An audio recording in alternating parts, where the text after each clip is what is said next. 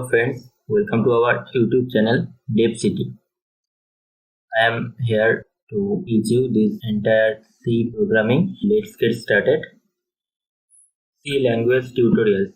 C language was originally developed at Bell Lab by Dennis Ritchie between 1972 and 1973.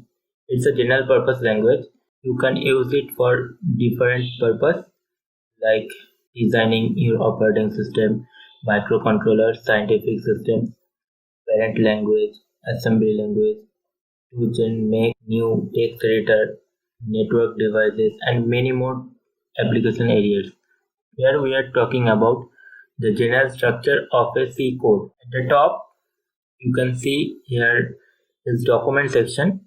In this section, you can write comments about your code. After that, the linking section. Here you can link the header files. We will definitely talk about this. After that, definition section, global declaration. Here is the main important thing, the main function. Main function is the entry point of a C program. C program will start working from the main function.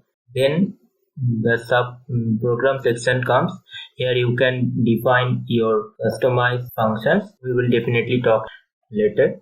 Thanks for watching our video. Make sure you hit the subscribe button and click the bell icon to get notified for further videos. Stay tuned. Thank you.